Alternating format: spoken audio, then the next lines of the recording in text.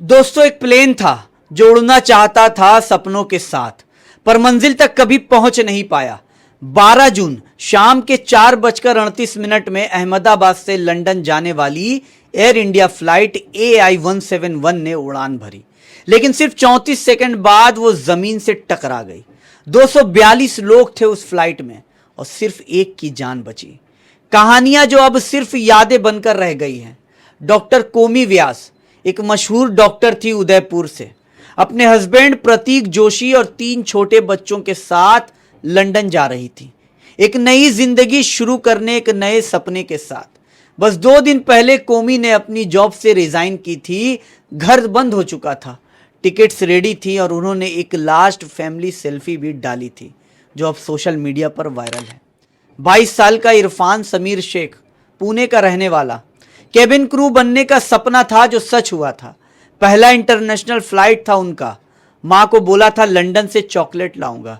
आज उनकी माँ डीएनए सेंटर के बाहर रो रो के बस ये पूछ रही हैं, मेरा बेटा किस थैली में लौटा रहे हो। साहिल पटेल 25 साल का युवक, गुजरात के सरोद विलेज से रहने वाला। लॉटरी में यूके वर्क वीजा मिला था। पूरे गांव ने सेलिब्रेशन किया था कि साहिल अब विदेशी बन गया है।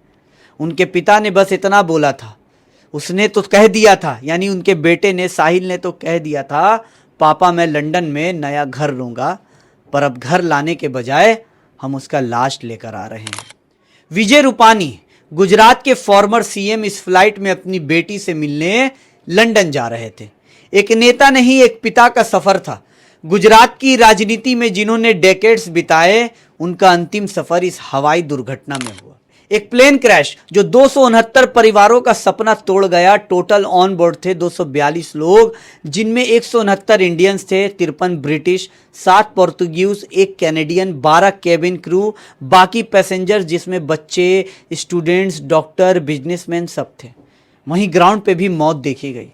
28 लोग बीजे मेडिकल कॉलेज के हॉस्टल में मारे गए क्योंकि प्लेन उसी बिल्डिंग से टकरा गया था।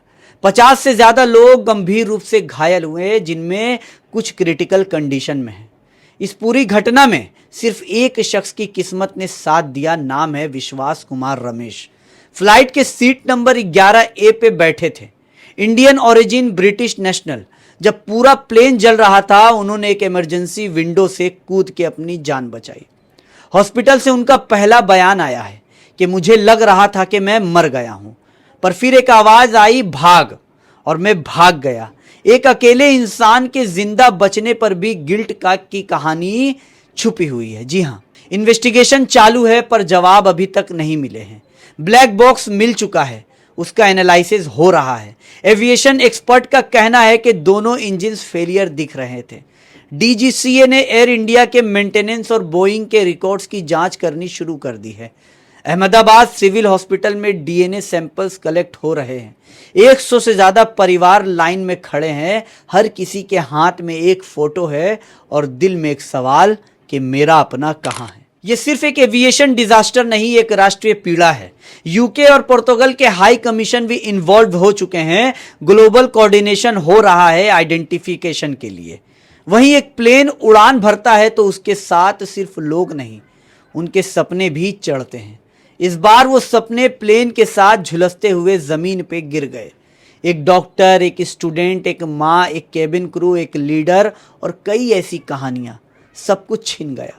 आज हम न्यूज़ नहीं पढ़ रहे हैं, हम उन कहानियों को याद कर रहे हैं जो कभी खुद को लंदन में देख रहे थे। आज अगर आप सेफ हैं, अपनों के पास हैं, तो एक बार उन लोगों के लिए दुआ ज़रूर कीजिए जिनके अपने अब कभी वापस नहीं आएंगे।